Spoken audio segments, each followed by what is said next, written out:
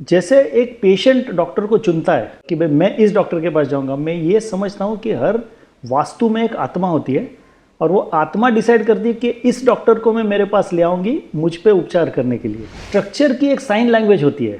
Structure तो बताएगा नहीं कि मेरे पेट में दुख रहा है, आंख में दुख रहा है, तो आपको उस विजुअल्स साइनेजेस से और स्ट्रक्चर किस तरह से टिल्ट हुआ है, क्या हुआ है, these are all sign languages of a structure. तो उससे स्ट्रक्चर आपको बताता है कि मुझ पे क्या हुआ है, और अगर आप उसके साथ अगर एक रूप हुए स्ट्रक्चर की आत्मा के साथ, तो आपको अंदर से आवाज़ भी आती है कि क्या करना है। जैसे मैं एक सोचता हूँ कि एक प्रोफेशनल को 3 जगह भूख होती है, दिल, दिमाग और पेट। पेट की भूख तो सभी को होती है, पर दिल और दिमाग की भूख के लिए जो पैशनेट प्रोफेशनल्स होते हैं वो काम करते हैं। नमस्कार। अब के बड़े आम हैं चेतन रायकर। चेतन रायकर ये Structwel designers consultants private limited के एमडी और चेयरमैन हैं। है तो कंस्ट्रक्शन कंपनी, लेकिन ये अलग है। हम तो बहुत सारी कंस्ट्रक्शन कंपनियों को जानते हैं जो मल्टी स्टोरेड बिल्डिंग्स बनाती हैं, बड़ी बड़ी सोसाइटीज़ बनाती हैं, मॉल्स बनाती हैं। लेकिन चेतन रायकर ये हमारे हेरिटेज, हमारे हिस्टोरिकल मॉन्यूमेंट्स, उन वास्तुओं को रिस्टोर करते हैं, उनको वो रिकंस्ट्रक्ट करते हैं। एक उदाहरण देता हूँ। 26/11 को जो टेररिस्ट अटैक हुआ था और हमारे जो बम्बई का प्राइड है ताज होटल, उस पर अटैक हुआ था और बहुत नुकसान हुआ था, तो उसको रिस्टोर करने का काम चेतन रायकर जी ने किया, उनकी कंपनी ने किया है। ऐसे बहुत सारी वास्तुओं पर काम उन्होंने किया है, बड़ी लंबी लिस्ट है। तो ये एक अलग तरीका तकनीक है, स्पेशलाइज्ड ये काम है। इसके बारे में जानेंगे, चेतन जी के बारे में जानेंगे और अलग अलग वास्तुओं के बारे में जानेंगे जिन पर उन्होंने काम किया है। वो देश प्रेमी भी हैं, इस बहुत नेशनलिस्ट भी हैं, तो उसके बारे में भी जानेंगे इस पॉडकास्ट में। आइए मिलते हैं चेतन रायकर जी से।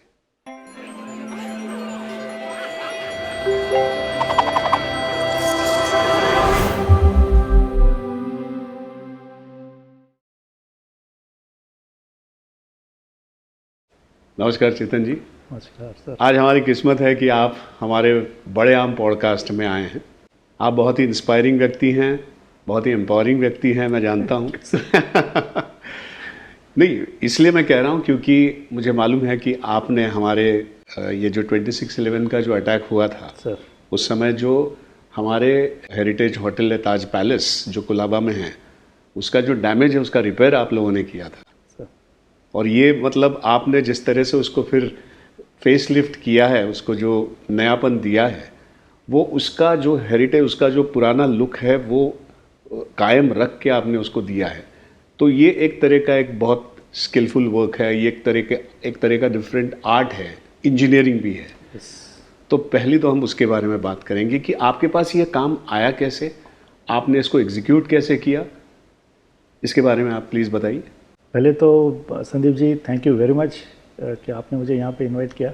मैं खुशनसीब समझता हूँ अपने आप को। It's our pleasure. और ताज की जब बात छेड़ी जाती है, अब उस बात को हो गए 15 साल, फिर भी ऐसे लगता है कि जैसे कल ही हुआ हो। क्योंकि ताज जिस वजह से एक रिपेयर प्रोजेक्ट बना या एक रिजुविनेशन प्रोजेक्ट बना, मैं नहीं चाहता कि दुनिया में उस वजह से कोई भी स्ट्रक्चर को या किसी भी इंसान को क्षति पहुंचे। ये मेरी पहली भावना है।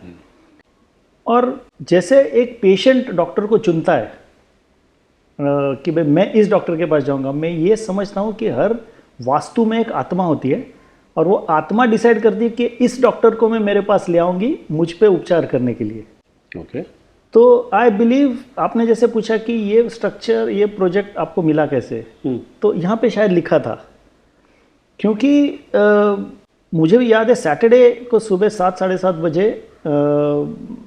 वो स्ट्रक्चर आर्म फोर्सेस ने, डिफेंस फोर्सेस ने ताज अथॉरिटीज़ को वापस दे दिया कि भाई आप अभी now you take over cleaning process and all that after the damage, because all the terrorist were eliminated, it was quarantine. And at 9:30 my team was there on site. So it was not कि उसका कोई tendering किया गया था कुछ भी, you know. So I always believe that we were known to a few top officials in Taj probably, and they had heard about us and they had the confidence that we will do it properly. So the project the structure decides कि किस doctor को मैं अपने तरफ बुलाऊंगा या बुलाऊंगी, जैसे भी आप हम सोचे तो structure calls you and that's how you get into a structure, and the structure also speaks to you provided you know the language. जैसे हम अभी एक दूसरे के साथ हिंदी में बात कर रहे हैं, but there is something called sign language, मैं हाथों की मेरी मूवमेंट्स भी कर रहा हूँ, तो स्ट्रक्चर की एक साइन लैंग्वेज होती है. स्ट्रक्चर तो बताएगा नहीं कि मेरे पेट में दुख रहा है, आंख में दुख रहा है, तो आपको उस विजुअल्स साइनेजेस से और स्ट्रक्चर किस तरह से टिल्ट हुआ है, क्या हुआ है, these are all sign languages of a structure. Okay.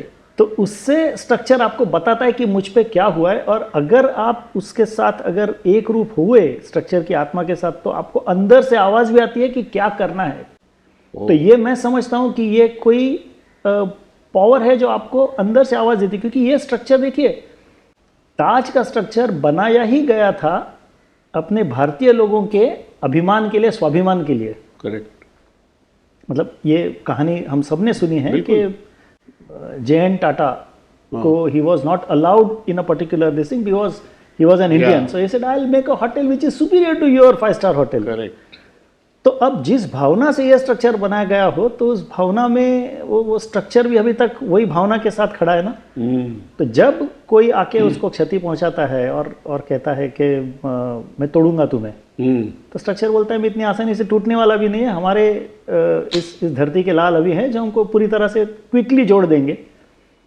तो उस भावना से भी वो प्रोजेक्ट के लिए शायद स्ट्रक्चर ने मुझे चुना होगा कि ये बंदा इस भावना से करेगा शायद. सो आई थिंक दैट्स अभी भी मुझे गूज़बम्स आ गए आप जिस तरह से बोल रहे हैं. बिल्कुल सर, ये फील हो रहा है कि क्या वो स्ट्रक्चर ही वैसा है, क्या होता है. हम सबका स्ट्रक्चर है, वो किसका नहीं है. आज आप ताज कहेंगे तो हम सबको लगता है कि हाँ भाई मेरा है. ओनरशिप किसी की नहीं है, हमारी ओनरशिप है बिल्कुल नहीं, मगर हम ओन करते हैं उसको जी कि भाई हमारा भारतीय लोगों का स्वाभिमान का एक प्रतीक है वो. So very nice. और जिस तरह से आप अभी कह रहे थे कि एक वास्तु होती है, उसका एक वो कहता है आपसे, राइट, वो आपसे वाइब करता है. आज तक तो मैं सुना, क्योंकि मैं आर्टिस्ट हूँ, मैं जैसे स्कूल ऑफ आर्ट्स का हूँ, तो मैं पेंटर, मतलब मेरा शिक्षण रहा है, तो मुझे लगता था कि आर्टिस्ट को ये होता है कि कि एक चीज़ दिखती है, आप उस अलग तरीके से उसको देखने लगते हो, एक परसेप्शन हो जाता है, एंड देन यू पेंट और वट एवर. बट ये आर्किटेक्चर, ये आप इंजीनियर्स के साथ भी ये होता है. ये बहुत ही नई बात है जो हम, तो ये कैसे होता है, मतलब एक तो साइंस होता है, इंजीनियरिंग होता है, उसके बाद आप जो कह रहे हैं कि तो इसका मतलब इसमें भी कोई आर्ट है, इसमें भी कोई वाइब्स होते हैं, राइट. बिल्कुल. जो ये कैसे होता है, जैसे अलग अलग वास्तु में आपको ऐसा कभी अनुभव हुआ है, अगर आप बताएंगे कि कैसे आप अनुभव करते हैं उसको. हम ऐसा बोलते हैं ना कि लेफ्ट ब्रेन राइट ब्रेन, ये हमने क्यों डिवाइड किया, ब्रेन तो एक ही है. हम कहते हैं कि लेफ्ट ब्रेन जो है, some brain which takes care of art, some brain which takes care of science, languages. Correct. Brain तो एक ही ब्रेन से सारा निकलता है. जैसे मैं एक सोचता हूँ कि एक प्रोफेशनल को 3 जगह भूख होती है, दिल, दिमाग और पेट. पेट की भूख तो सभी को होती है, पर दिल और दिमाग की भूख के लिए जो पैशनेट प्रोफेशनल्स होते हैं वो काम करते हैं. फिर इंजीनियरिंग ये सिर्फ एक अरिथमेटिकल साइंस नहीं रहता, वो एक आर्ट भी हो जाता है. आर्किटेक्चर और इंजीनियरिंग दोनों जहां एक प्रोजेक्ट में घुस जाते हैं, एक हो जाते हैं, वो कॉन्जर्वेशन होता है.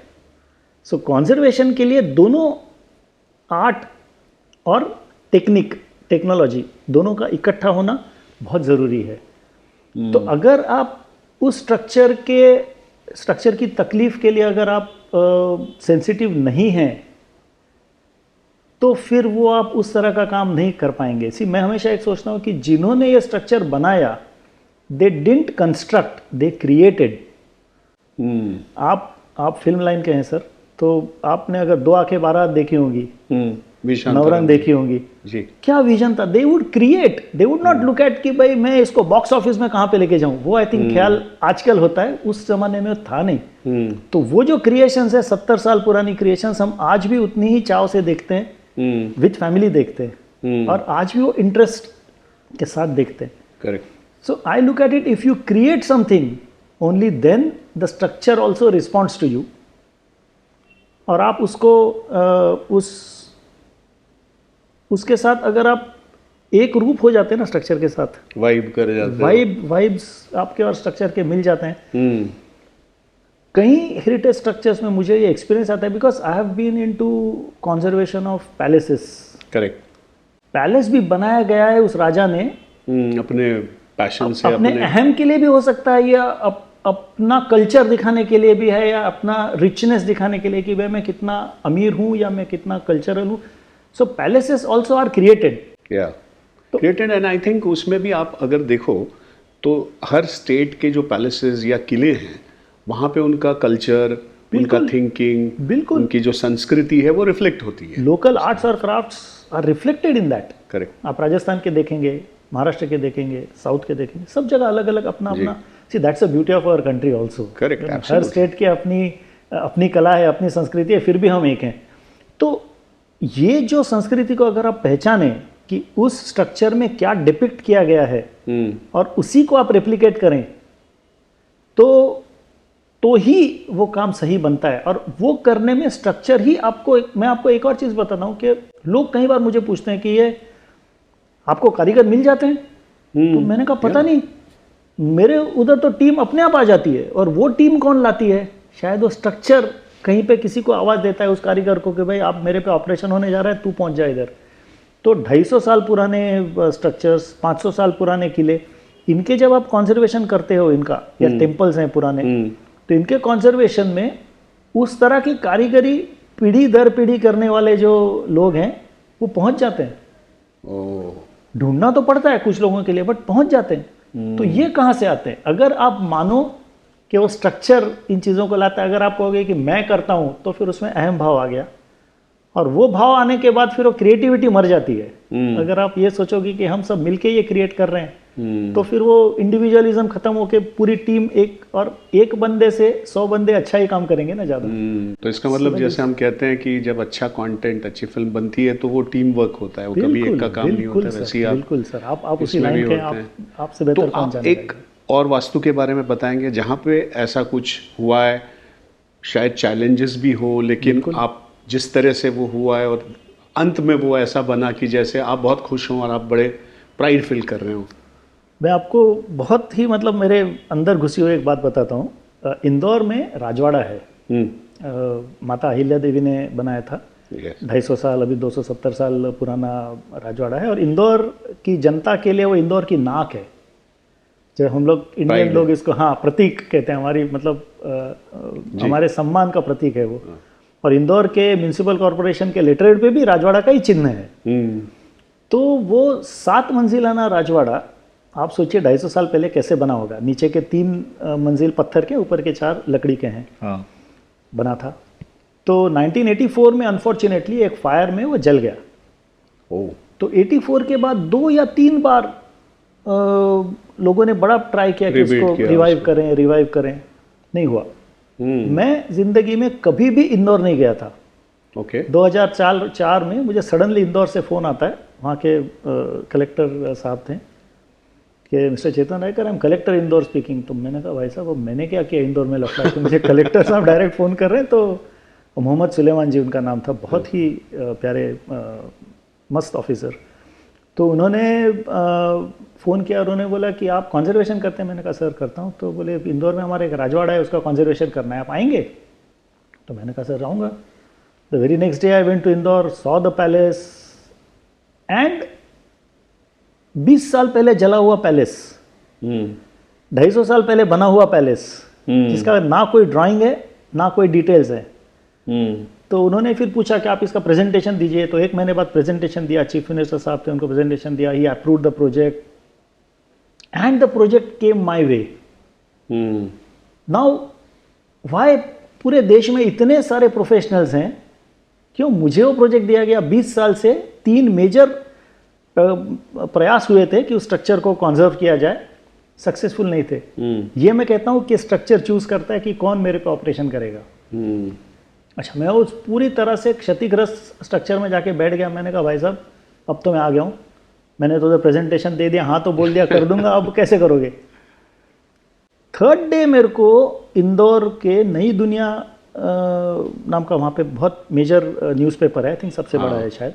तो उनका फ़ोन आया उनके ऑफिस से कि सर हमारे पास कुछ 110 साल पुराने फोटोग्राफ्स है राजवाड़ा के, आप अगर चाहते हैं तो हम आपको ये शेयर कर सकते हैं। ओके तो इंदौर में ही था मैं तुरंत पहुंच गया उनके ऑफिस में, और जो फोटोग्राफ्स देखे तो वो फोटोग्राफ्स उसी एरिया के थे जिस एरिया पूरी तरह से जला हुआ था, दरबार हॉल जो था उनका। ओ अब आप सोचिए, ये उनको फोटो मिलते हैं, वो फोटो मुझे फ़ोन करते हैं, मैं पहुंच जाता हूँ, फोटो मिलते हैं, and we have replicated based on those photos the complete durbar hall. अच्छा, how do I know that I have replicated well? पूरा काम खत्म होने के बाद मैं ऐसे खुद खड़ा था और देख रहा था कि भाई अच्छा बन रहा है, हाँ ये लाइन अभी सीधी करनी है, फाइनलिटीज दिस एंड दैट। तो एक बहुत बूढ़े 70-80 साल के एक बंदा है मेरे बाजू, क्योंकि it is a public area, तो कोई भी आता जाता था, साइड पे घूमते थे, तो आके ऐसे देख रहे थे काफ़ी देर तक। तो मैंने कहा यार इसकी नज़र में कुछ अलग है। तो मैंने पूछा कि चाचा आप क्या देख रहे हैं? बोले बेटे मैं बचपन में मेरे पिताजी के साथ इधर आया था तो लगभग वैसा ही बना है जैसा मेरे को याद है। अब ये सर्टिफिकेट है, बाद में उस प्रोजेक्ट के लिए आपको कोई नेशनल इंटरनेशनल अवार्ड्स मिले वो तो खैर PAT on the back is always welcome, but ये जो सर्टिफिकेट है वो अब वो बंदा मुझे फिर कहीं नहीं मिला। तो क्या वास्तु ने उस बंदे को यहाँ पे भेजा था कि मुझे पैट करने के लिए? वास्तु तो मेरे को पैट नहीं करेगी। ये जो आप क्रिएटिव करने के बाद आपको एक कहीं से ये आ जाते हैं ना अप्रिसिएशन, बस वो फलित है उसका। ये दिस इज योर पूंजी है जो लेके आप घर जाते हो। बाकी पेट के लिए तो काम करना ही पड़ता है, वो तो अलग बात है। हमारे इसमें कहते हैं ना वास्तुशास्त्र, वास्तु बिल्कुल पुरुष, या मतलब कहते तो हैं, बिल्कुल, बट आई थिंक फील करने वाली बात है ना सर, फील करने वाली बात है। आपको किसी ने हमको बताया कि ये मेरे पिताजी है, तो मैं मानता हूँ ना कि वो मेरे पिताजी थे। मतलब मुझे कैसे मालूम? मैंने कभी डीएनए तो चेक नहीं किया। तो वास्तु पुरुष होगा, ये फील तो कीजिए। फीलिंग है ना, माँ के लिए एक फीलिंग है, पिताजी के लिए एक फीलिंग है, बहन के लिए एक फीलिंग है, तो वही वास्तु पुरुष के लिए भी एक फीलिंग अगर हो। और आप एक बिल्कुल देखिए सर कि अगर हम फाइनली अपने घर किसी भी 5 स्टार 7 स्टार होटल में रह के जब घर पहुंचते हैं ना, तब वो एक सुकून के साथ, वो रात बहुत सुकून के साथ अपने बिस्तर पे सो जाते हैं। क्यों? क्योंकि ये मेरा है। तो जब अगर हर स्ट्रक्चर मेरा ही है तो फिर उसमें मैं स्वाभाविकता से एकदम बिल्कुल सहजता के साथ उसमें घुल मिल जाता हूँ। ऐसा क्या बात है, मुझे लगता है ऐसा। इसीलिए शायद अब जाते जाते ये भी कह दीजिए कि आपको क्या क्या अवार्ड्स मिले हैं, क्या क्या सम्मान मिले हैं, थोड़ा सा। नहीं, ये इसलिए कह रहा हूँ क्योंकि जैसे आपने कहा कि वास्तु तो आपको एक साइंस दे ही देती है, या जैसे आपने कहा कि वो जो वृद्ध व्यक्ति आए थे उन्होंने आपसे कहा कि, तो ये तो मिलता ही है, लेकिन एक शासन या एक अथॉरिटी भी जब आपको वो करती है, वो क्या है? ज़रा एक दो तो बताइए आप। नहीं ऐसा नहीं, सी क्या होता है, अवार्ड्स भी एक ऐसी चीज़ है, मैं लगता हूँ कि उसको जब एक घमंड चिपकता है ना तो एक कागज़ का सर्टिफिकेट हो जाता है। ये मेरा नहीं, वपू काले करके एक मराठी के लेखक उनका ये वाक्य है, और जो मैं बहुत समझता हूँ उसमें। तो शासन के भी कुछ अवार्ड्स मिले हैं, महाराष्ट्राचा Kohinoor is an award. Then institution of structural engineers UK जो है, उन्होंने राजवाड़ा के लिए बेस्ट स्ट्रक्चरल कंजर्वेशन अवार्ड दिया था उन्होंने। ओके। फिर अमेरिकन कंक्रीट इंस्टीट्यूट का भी उस प्रोजेक्ट के लिए अवार्ड मिला था। तो अवार्ड्स हैं, मतलब नेशनल एंड थोड़े इंटरनेशनल अवार्ड्स भी हैं। मैं समझ रहा हूँ कि आपको उसका उतना मायने नहीं है, लेकिन नहीं, मायने बहुत रखता है sir. It is not that कोई अवार्ड, मगर वो सर करके दिखाने वाली बात है, ऐसा मैं समझता हूँ। बाकी तो तो जैसा आप कह रहे थे कि ये जो हेरिटेज इंजीनियरिंग है, ये एक खास तरह का विषय है जो शायद मुझे भी ज़्यादा मालूम नहीं था। हमको मालूम है कि हेरिटेज रिपेयर होता है, लेकिन ये होता क्या इंजीनियरिंग, और इसका खास आपने इसका ट्रेनिंग लिया है यूके में जाके, आपने एमएस किया उसमें। तो ज़रा उसके बारे में बताइए कि आपके ग्रेजुएशन के बाद आप एमएस और उस विषय में क्यों गए? एक्चुअली मैं ग्रेजुएशन के बाद गया ही नहीं। हाँ, मैं ग्रेजुएशन के बाद मैं सेकंड जनरेशन हूँ हमारे कंसल्टेंसी कंपनी में। ओके। मेरे पिताजी जो थे उन्होंने ये चालू करी 67 में। 86 में मैं इंजीनियरिंग ग्रेजुएट बना, उनको ज्वाइन किया। हमारी कंपनी पहले से ही रिपेयर्स करती थी। Okay. Repairs of any kinds of building, मतलब corrosion repairs, earthquake repairs, fire damaged, collapse investigations. तो फिर कॉन्जर्वेशन, जो हेरिटेज स्ट्रक्चर्स जब रिपेयरिंग को आए तब हमने सोचा कि यार ये तो इतने खूबसूरत स्ट्रक्चर है कि इसको आप बदल नहीं सकते किसी चीज़ को। अगर आपने वो पत्थर की खूबसूरत दीवार को आपने प्लास्टर कर दिया तो ये आप कुछ गलत कर रहे हो। तो फिर कंजर्वेशन के बारे में हम सोचने लगे। 96 की बात है। तभी फर्स्ट टाइम हेरिटेज सोसाइटी भी फॉर्म हुई थी मुंबई में, तो कुछ रूल्स रेगुलेशंस भी आए थे। So we started thinking about it. 2001 के करीब we started thinking very seriously about the science. तो हमने हेरिटेज टेस्टिंग के लिए एक लेबोरेटरी भी फॉर्म करी, जिसमें स्टोन का टेस्टिंग होता है, लाइम का टेस्टिंग होता है, वुड का testing, because these materials are not used any more in construction. आज कोई पत्थर की दीवार नहीं बनाता। आज हम ईंट की बनाते हैं, कंक्रीट ब्लॉक्स की बनाते हैं, कंक्रीट का शेल बनाते हैं। लाइम को यूज़ नहीं करता, सीमेंट यूज़ करता है। लकड़ा सिर्फ डोर्स विंडोज़ के लिए यूज़ होता है, फ्लोरिंग के लिए यूज़ होता है। सो लकड़ी का स्ट्रक्चर आज बहुत ही रेयरली बनता है। ऑफकोर्स गाँव में अभी भी बनते हैं, जंगल वुड के बनते हैं, बट या तो बहुत जो एक्सट्रीमली एक्सपेंसिव बंगलोज हैं उसमें लकड़ा यूज़ होता है, नॉर्मल कंस्ट्रक्शन में होता नहीं। तो आजकल ये चीज़ें डिटेल में ना आर्किटेक्चरल कॉलेज में सिखाई जाती है ना इंजीनियरिंग कॉलेज में सिखाई जाती है, तो फिर आप सीखोगे कहाँ से? तो 10-12 साल कंजर्वेशन करने के बाद मैंने कहा यार एक फॉर्मल ट्रेनिंग भी इसका ले लेना चाहिए। So then I did that post graduation MS in conservation of heritage structures. वो मैंने तब किया when I was about 40 years of age, you know. So I didn't do it in continuation. और मुझे इसमें लगा कि ये फील्ड ऐसा है कि जिसमें जाने के बाद मैं खो जाता हूँ। मैं I really enjoy doing it and I don't get tired.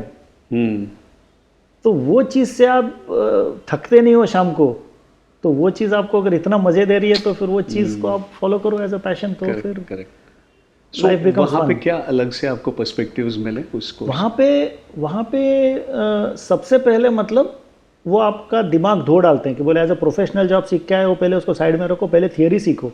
हाँ। अब हुआ यूँ था कि मैं पहले प्रैक्टिस सीखा और फिर थियरी सीखने जा रहा था, क्योंकि वो आपके फादर का लेगेसी थी, लेगेसी में आया हुआ था। और मटेरियल टेस्टिंग लेबोरेटरी थी, तो मटेरियल्स उसके material we are playing with material जिसको बोलते हैं ऐसा। उसके बाद जब आप थियरी सीखने जाते हो, it has a distinct advantage. जैसे आज कई स्कूलों में MBA करने के लिए मिनिमम रिक्वायरमेंट होती है कि आप मिनिमम 3 साल इंडस्ट्री में प्रैक्टिस करके आइए, मिनिमम 5 साल 7 साल इंडस्ट्री में प्रैक्टिस करके आइए। वो करने से you are actually able to understand how you can implement what you are learning. तो वो एक फ़र्क बहुत पड़ता है कि जब आप प्रैक्टिकल सीखने के बाद पोस्ट ग्रेजुएशन करने जाते हो या उसके बाद अगर 10 साल काम करने के बाद PhD करने जाते हो, तो यू प्रिसाइजली नो कि कौन सा सब्जेक्ट में आपको PhD करनी है ऐसा। सो वो दैट्स कमाल। तो उस समय हमारे देश में इसका कोई स्पेशलाइज कोर्स नहीं हुआ करता था ना, अभी भी है, मगर इंजीनियर्स के लिए नहीं है, इट इज़ फॉर आर्किटेक्ट्स। तो मैं इंजीनियर हूँ, so I am an exception कि where I am a structural engineer also and a post graduate in conservation of heritage structures also. So ये बहुत ही यूनिक काइंड ऑफ कॉम्बिनेशन है। मैंने some time back I said कि it is art and science both. तो दोनों का अगर आप संगम करें सही तरह से तो ही इसमें बहुत ये होता है आज, वरना there are architect very successful, they are doing very good jobs, but material science पत्थर है। आज कास्टाइन की बिल्डिंग हम बना रहे हैं, एस्प्लेनेड मेंशन, तो कास्टाइन ये मटेरियल सिखाया ही नहीं जाता ना इंजीनियरिंग में ना आर्किटेक्चर में। आर्किटेक्चर में तो जियोलॉजी जो पत्थर का सब्जेक्ट है वही सिखाया नहीं जाता। अब जिस पत्थरों की बिल्डिंगें बनी है उस पत्थर का साइंस ही अगर आप नहीं सीखते तो फिर आप उसके ऊपर ऑपरेशन कैसे करोगे, you know. So that is why ये सब चीज़ें कॉलेजेस में अब सिखानी चाहिए। It should become a specialise subject.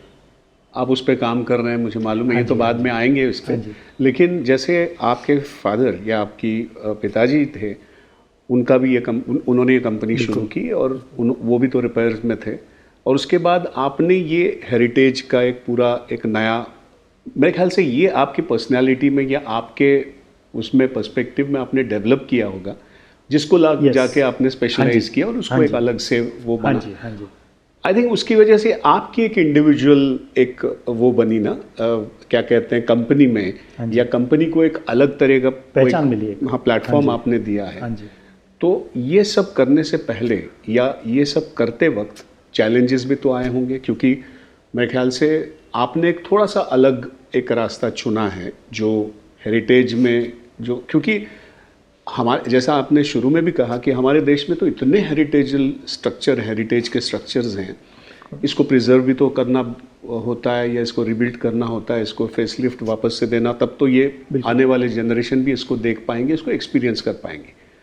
तो इस तरह से आपने ये बड़ा काम किया। लेकिन मैंने ये भी सुना है कि आपको शुरू में कई बहुत सारे चैलेंजेस भी आए थे। देयर वाज अ फेज जहाँ पे आप बहुत एक डाउनस्लाइड भी आपने देखा है, तो वो क्या हुआ, वो एक्सपीरियंस क्या था, वो ज़रा आप बताएंगे, शेयर करेंगे, तो इससे ये होगा कि ज़रूर करूँगा। सक्सेस तो आसानी से नहीं मिलता, उसके लिए भी बहुत काम करना पड़ता है, और कैसे आपको फिर से उभरना पड़ता है।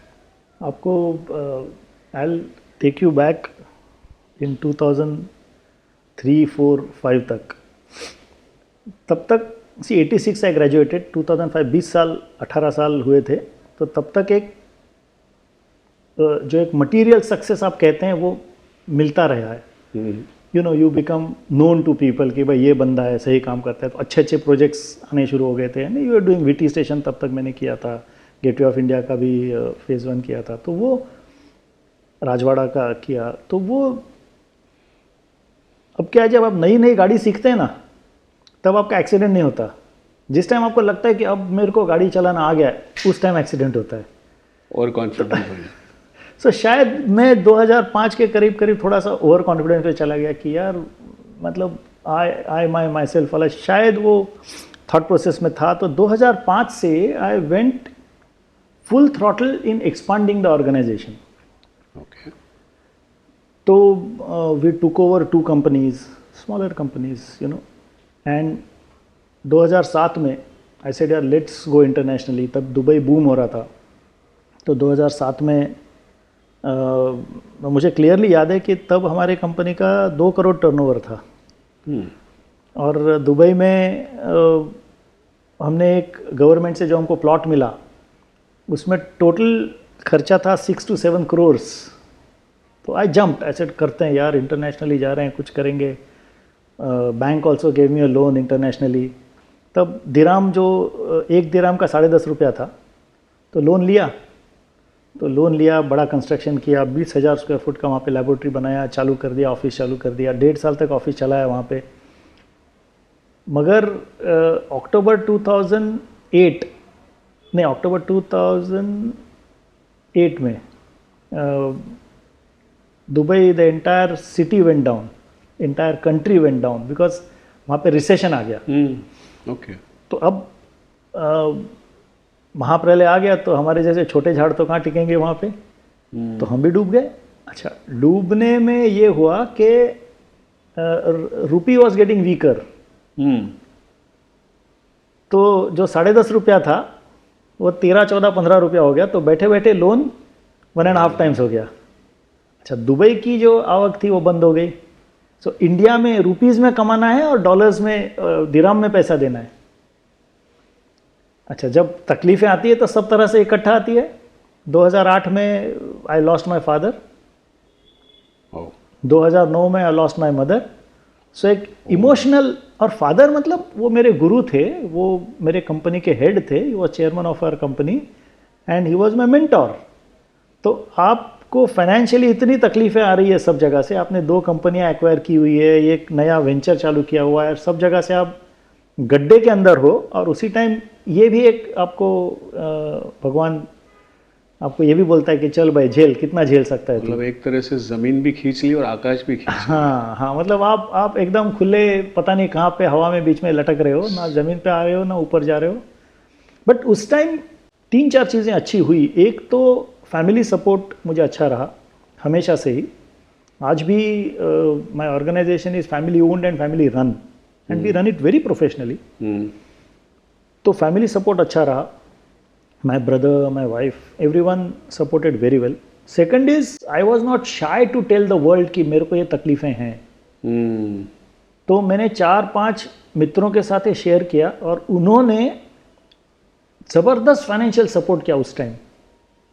क्योंकि ऐसा होता था कि 3 दिन में बैंक को इतना पैसा नहीं चुकाया तो एनपीए में चला जाएगा। और एनपीए में जाना तो बहुत शर्म की बात है, कोई भी ऑर्गेनाइजेशन लाइफ लॉन्ग फिर आपको लोन्स मिलना ये सब मुश्किल हो जाता है। तो I use to go and talk to friends and they have supported me financially कि भाई चल लेना यार तू। एमपीए क्या होता है, अगर कुछ दर्शकों को मालूम नहीं हो तो बताएंगे? हाँ, मीन्स बैंक में आप अगर 3 महीने तक आपका लोन का किस्त नहीं देते हैं तो नॉन परफॉर्मिंग एसेट में आपके ऊपर बैंक फिर अलग तरह का एक्शन चालू कर देती है एक्विजिशन का। ओके। तो तो वो एक्शंस अगर आप नहीं चाहते और आपका नाम जो है वो बैंकिंग के सेक्टर में क्रेडिबिलिटी आपकी बड़ी जोरों से हर्ट हो जाती है। तो वो दोस्तों ने सपोर्ट किया एंड यहाँ पे भी अच्छे प्रोजेक्ट्स मिलते गए। तो we came out, but I came back from Dubai with a 5.5 crore घाटा डेब्ट in 2013. So it took me about 6 to 7 years to come out of the whole thing, but we are back to normalcy. So I always believe that अगर आपको कभी भी इसी पर आप business कर रहे हो, फाइनेंशियली तकलीफ आएंगी, ऊपर नीचे जाएंगे, first is don't feel shy to share with people, because आप शेयर नहीं होते हो, आप अपने आप को समझते हो शेयर। और शेर को भी तकलीफ आती है, अगर वो इसमें पकड़ जाता है तो उसको चूहा भी आके छोड़ सकता है, मगर वो जाले के अंदर शेर फंसता है तो चूहा ही उस जाले को काट सकता है, शेर काट नहीं सकता भले जितनी ताकत हो। तो उस टाइम आप शेयर कीजिए फ्रेंड्स के साथ। एक्वेंटेंसेस तो बहुत होते हैं हमारे, फ्रेंड्स बहुत कम होते हैं लाइफ में, बट फ्रेंड्स के साथ शेयर कीजिए, फ्रेंड्स आपको इसमें से बाहर निकाल सकते हैं। I always believe you have to fight it out, because there is no. आप एक सपोर्ट सिस्टम क्रिएट करते हो उस समय, उसका बहुत आप पे मतलब उसका बहुत आपको एक सपोर्ट मिल जाता है, उसको उभरने के लिए, आपको खड़ा होने के लिए आपको एक and be transparent at that point in time also, and there is no shame in shouting loud that I have support. See कुछ लोग उसका गैर फायदा लेंगे कि भाई तो आप तकलीफ में हो ना, तो आपको और नीचे दबाने की कोशिश करेंगे या फ्री की एडवाइस देंगे जिसका कोई मतलब नहीं है। बट बी अश्योर्ड, आपको 5 लोग तो ऐसे मिलेंगे जो आपको उस गड्ढे में से बाहर निकालेंगे, और उस गड्ढे में से बाहर निकालने के लिए आपको लोगों की ज़रूरत पड़ेगी ही पड़ेगी। First is your family, they will always be supportive to you, so वो बहुत मतलब मुझे ऐसा लगता है कि हम हमारे अहम भाव से, हमारे गुरूर से हम ये चीज़ किसी को बताते नहीं, कह रहे मैं बताऊंगा तो मैं उनकी नज़र में छोटा हो जाऊंगा, ऐसी बात नहीं है बॉस। सो वो छोटा होने वाली बात है ही नहीं। अगर आप तकलीफ में हैं तो तकलीफ में हैं, तकलीफ किसी को भी आ सकती है। प्रभु रामचंद्र जी को भी तो तकलीफ में आई थी, कृष्ण भगवान खुद तकलीफ में आए थे, अर्जुन जैसे महायोद्धा, हमारे शिवाजी महाराज तकलीफ में। आई मीन जब आप पे उलझन आती है, आपको मालूम है, तो गोरिल्ला टैक्टिक्स जो उन्होंने, या जो भी उन्होंने एक फुट बैक भी लिया, उन्होंने एक कदम पीछे गए और फिर उन्होंने